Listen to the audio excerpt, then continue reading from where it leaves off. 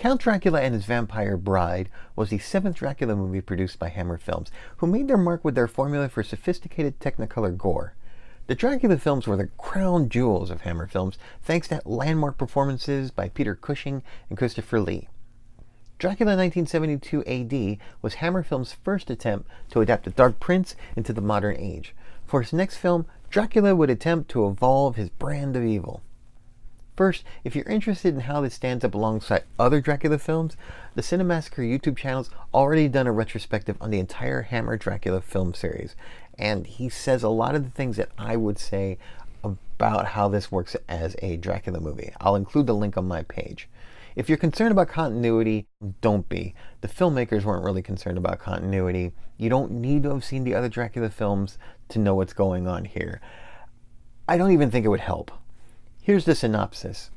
There's an apocalyptic cult attended by London's rich and powerful. An undercover agent gets killed, and his fellow detectives recruit an academic expert of arcane societies to help figure out the cult's terroristic plot.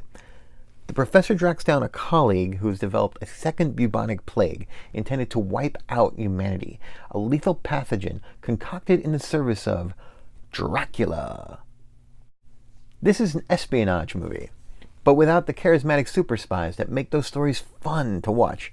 Dracula as a Bond villain actually works better than expected, maybe because Lee's actually been a Bond villain, but the world-ending plot still feels like an odd fit for a vampire movie. The horror scenes just feel more dynamic, making the spycraft scenes look even blander than they are. Now, I know Dracula's name had to be in the title, but I think the movie might have a better reputation if Dracula had been as much of a surprise as the story wants him to be. Instead, vampire films get a Dracula sandwich that's light on the Dracula, but not quite strong enough in its other ingredients to warrant weight. Now, this movie is an R-rated film. There's a couple of nude vampire servants, there's an opening satanic ritual, there's a lot of dribbling blood in the Hammer style.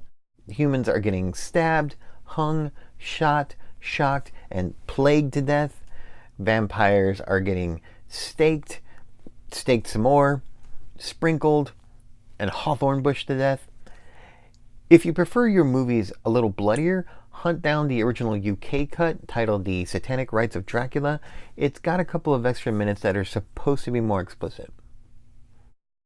Van Helsing's granddaughter is played by the absolutely fabulous Joanne Lumley. She's the closest thing we get to a vampire bride, though she's really more of just a damsel in distress. The most Renfield-y of the conspirators is played by Freddie Jones, whom filministas might recognize from The Elephant Man or David Lynch's Dune.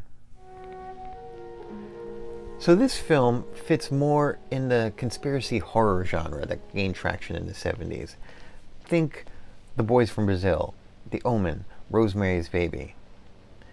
Now, if you know somebody who likes that sort of thing, here's an experiment. Start this movie for them after the 2 minutes of opening credits. Don't tell them the name of the movie, and see what they think about the big reveal. And then stick around for the hissing and stabbing and monologuing that made Hammer Films a legend among horror films.